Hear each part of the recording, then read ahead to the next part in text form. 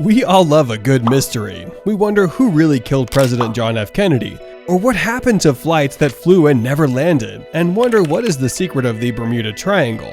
Wait, the last one was solved, so we look at mysteries today. Certain mysteries are mysteries no more, thanks to scientific tools that perhaps didn't exist at the time of the occurrences. Investigators have been able to figure out the solutions to many earlier puzzles. Welcome to Mega Luxury. Before we begin, make sure to subscribe and turn on the notification bell so you don't miss amazing videos from us. Yet in some cases, people don't believe the proof, particularly if it is a disappointingly simple explanation, lacking strong evidence. What do you think of these? Let us know in the comment section. So here are 5 unsolved mysteries for which we now have a solution.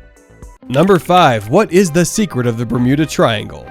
The Bermuda Triangle allegedly stretches between Florida, Bermuda, and Puerto Rico, but experts have found no unexplained disasters happening in that area. Unless you've never been near a drugstore paperback rack and don't surf cable channels late at night, you've undoubtedly heard of the Bermuda Triangle, aka the Devil's Triangle.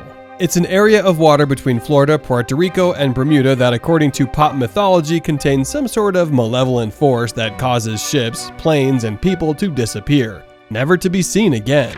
Some have put the blame on extraterrestrial invaders capturing humans for study, on interdimensional vortices, and even on oceanic flatulence, methane gas erupting from the ocean sediments. But the real mystery of the Bermuda Triangle is why people are still so eager to believe in it. Back in 1975, librarian and pilot Lawrence David Cush published his investigation of the phenomena.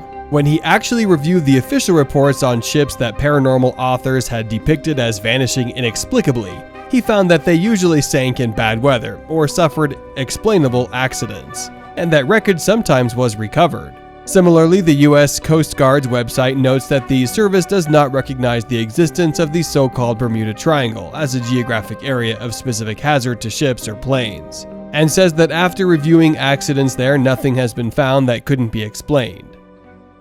Number 4. Why did the Mayan civilization collapse? We know the Mayan civilization collapsed from environmental factors. For a long time, people have been puzzled about one of the freakiest societal collapses in human history. Why did the Mayan people abandon dozens of cities they'd built in the Yucatan Peninsula in the 700s and 800s CE, and allow what had been a highly developed civilization to turn into ruins? Some have theorized that the Maya were probably defeated in battle by rival peoples, or that the ruling class was overthrown in a peasant revolt. Others have advanced more outlandish explanations, such as invasion by UFOs. But in a study published in 2012, Arizona State University researchers who analyzed archaeological data with an eye to figuring out environmental conditions in the Maya heyday found evidence to substantiate a theory first advocated by historian Jared Diamond in his 2005 book Collapse. The Maya, the researchers discovered, had burned and chopped down so much of the forest that they had altered the land's ability to absorb solar radiation, which in turn made clouds and rainfall scarce. That exacerbated a naturally occurring drought and caused erosion and soil depletion, which caused agriculture to fail. With less food available, workers were forced to leave the lowland cities to avoid starvation, and everything collapsed as a result. Number 3. Was Umbrella Man involved in the JFK assassination? Umbrella Man is shown allegedly giving the signal for President John F. Kennedy's assassination. He later came forward to say he was only heckling the president. One of the weirdest enigmas of the 1963 assassination of President John F. Kennedy in Dallas was the presence of Umbrella Man. This blurry figure is seen in photographs raising a black umbrella along the presidential route. Even though the sky was clear, some saw him as proof of a conspiracy, an advanced man who was signaling the sniper.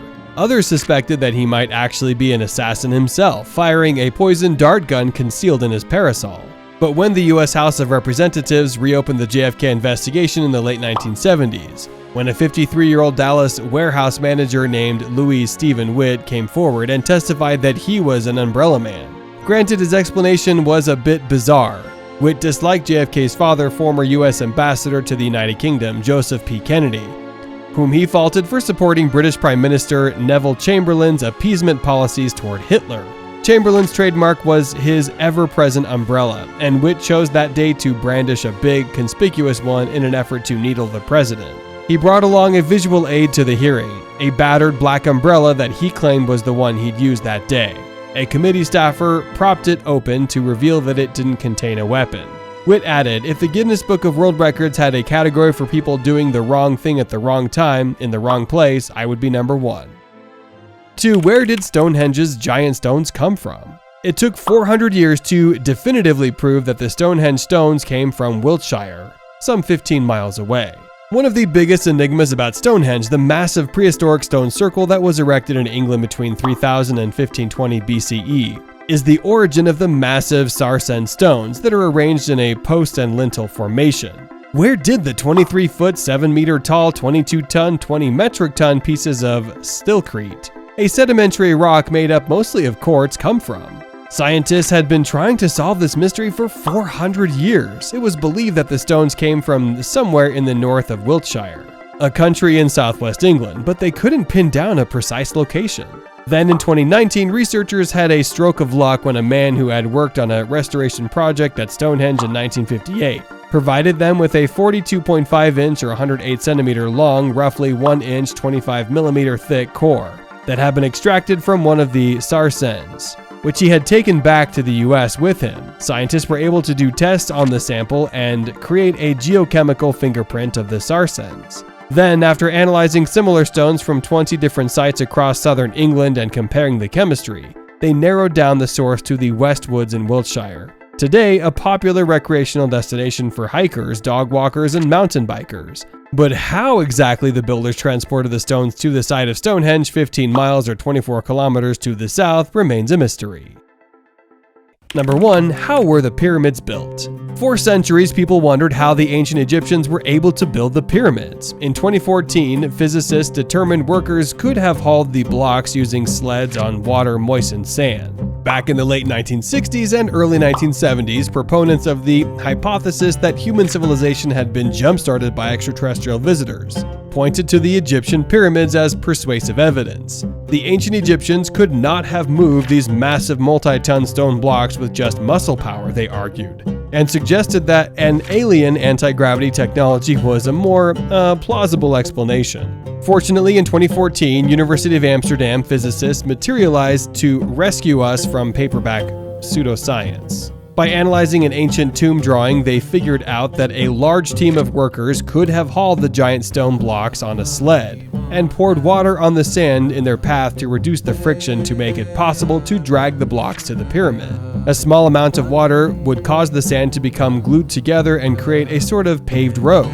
Other researchers also have suggested that the Egyptians used clay as a lubricant, and it may be that they used more than one method. Do you think all of these mysteries are solved or just assumptions? What do you think? Let us know in the comment section below. And if you enjoyed this video, then I'm sure you're going to love to watch the video about the top 10 mysterious ancient architecture that can't be built now on our channel. Make sure to click the subscribe button for future notifications and never miss our videos. Thanks for watching, and we'll see you in the next video. Till then, stay tuned.